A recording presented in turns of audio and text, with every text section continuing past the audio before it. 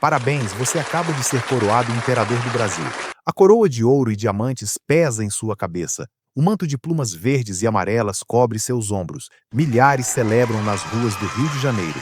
A catedral está repleta de nobres, políticos, militares. Todos ajoelham diante de você.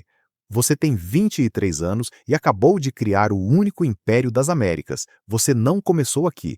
3 meses atrás, você era príncipe regente de uma colônia distante. Seu pai, Dom João VI, fugiu correndo de volta para Portugal quando a Revolução Liberal explodiu em Lisboa. Ele te deixou aqui com uma carta e um conselho. Pedro, se o Brasil se separar, melhor que seja para você do que para algum aventureiro. Você entendeu a mensagem. Não era sobre lealdade ou amor à pátria, era sobre sobrevivência política. Os ventos da independência sopravam por toda a América Latina. Bolívar libertava o norte, San Martín libertava o sul. O Brasil seria o próximo, com você ou sem você. Então você fez o que nenhum outro monarca europeu teve coragem de fazer. Você traiu seu próprio pai. Em 7 de setembro de 1822, às margens do rio Ipiranga, você rasgou as cartas de Lisboa que exigiam seu retorno e gritou: independência ou morte. Era teatro puro. Você havia planejado tudo com semanas de antecedência com José Bonifácio, seu conselheiro mais astuto. A jogada foi genial. Enquanto outras colônias espanholas mergulhavam em guerras civis sangrentas, o Brasil teve uma independência quase sem derramamento de sangue. Você não destruiu a estrutura de poder, você se tornou o topo dela. Manteve a escravidão, manteve os latifundiários felizes, manteve a aristocracia no lugar. Seu império é uma contradição viva. Você proclama ideais liberais, fala de constituição e liberdades, mas governa um país construído sobre a escravidão. 3 milhões de africanos escravizados são a base da economia: café, açúcar, ouro, algodão, tudo produzido por mãos acorrentadas. As fazendas são verdadeiros campos de concentração. Escravos trabalham 16 horas por dia, são marcados com ferro quente, açoitados em praça pública, mulheres estupradas sistematicamente, crianças arrancadas dos braços das mães e vendidas. Tudo isso acontece enquanto você assina decretos sobre dignidade humana e valores cristãos.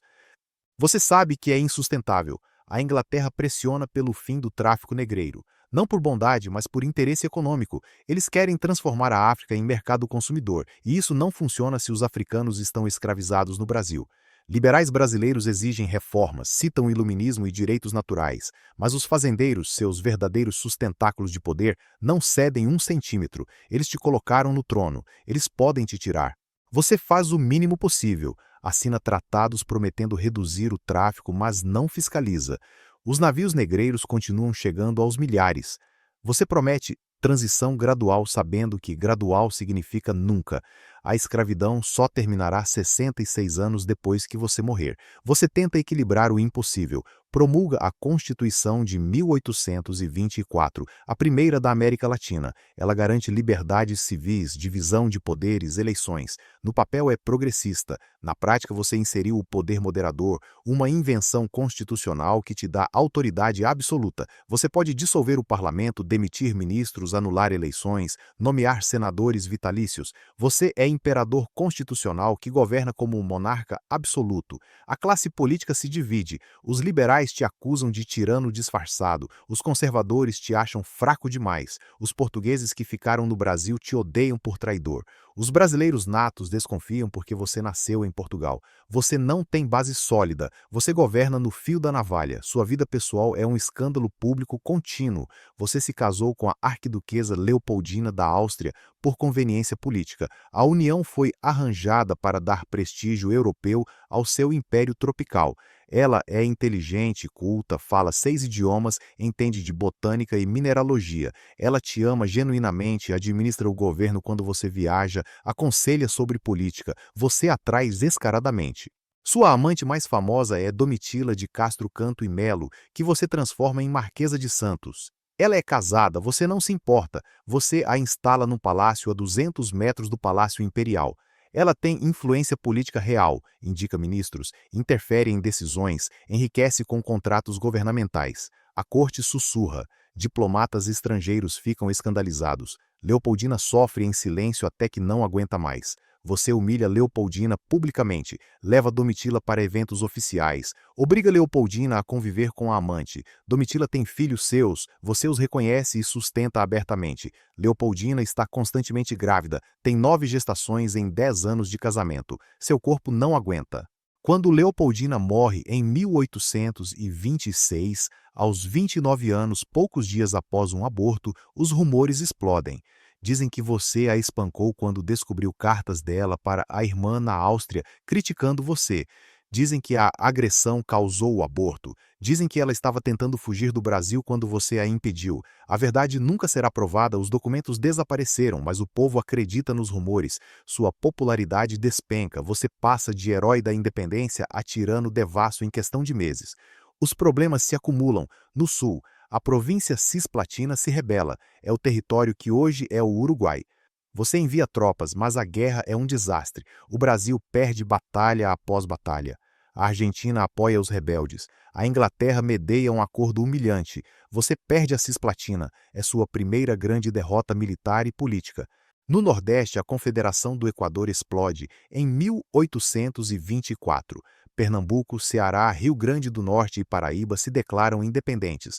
Rejeitam sua constituição autoritária, querem uma república. Você esmaga a rebelião com brutalidade, fuzila líderes, enforca padres revolucionários. A repressão é sangrenta, mas a mensagem é clara. Desafiar o imperador custa a vida. Você descobre que governar é infinitamente mais difícil que conquistar poder. A economia patina, as finanças estão em colapso. Você herda dívidas colossais de Portugal e as multiplica com gastos imperiais insustentáveis. O tesouro está vazio, mas você precisa manter as aparências de grande potência. Você toma empréstimos britânicos que endividam o país por décadas. Os banqueiros de Londres ditam condições humilhantes. Eles exigem que o Brasil continue comprando produtos britânicos, exigem o fim do tráfico negreiro, não por humanismo, mas porque querem que o Brasil compre produtos industrializados em vez de investir em escravos. Você assina tratados que transformam o Brasil em semicolônia econômica britânica. A inflação dispara. O mil-réis desvaloriza, comerciantes aumentam preços, o povo passa fome enquanto você gasta fortunas em festas palacianas, cavalos importados, uniformes bordados a ouro e suas incontáveis amantes. Você mantém uma corte de 4.000 pessoas. Cada nobre, cada servidor, cada guarda custa dinheiro que o país não tem. A imprensa te destroça, os jornais liberais publicam caricaturas cruéis, te chamam de Pedro Banana, de imperador mulherengo, de tirano incompetente. Você tenta censurar, mas cada ato de censura piora sua imagem. Você prende jornalistas, fecha tipografias, nada funciona.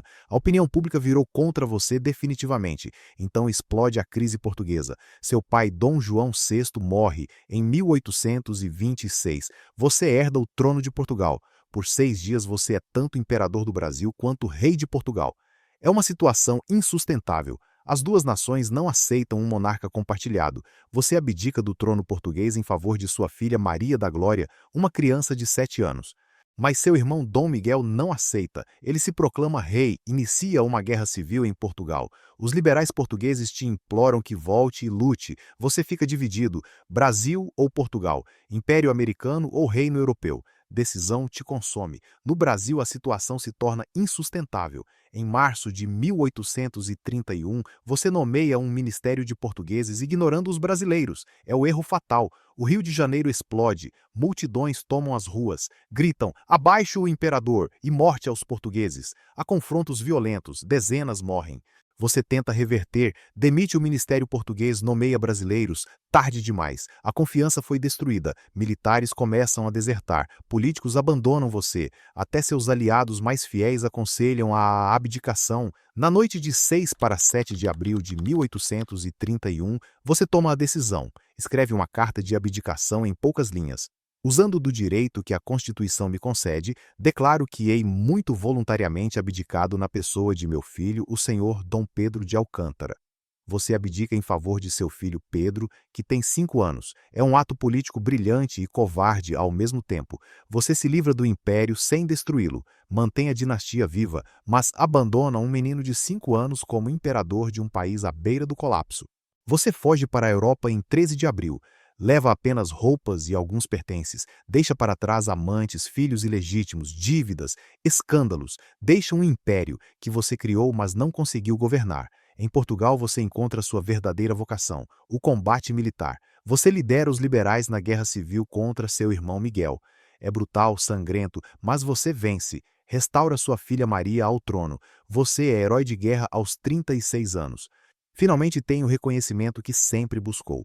Mas seu corpo está destruído. Anos de excessos cobram o preço. Álcool, doenças venéreas, tuberculose. Você definha rapidamente.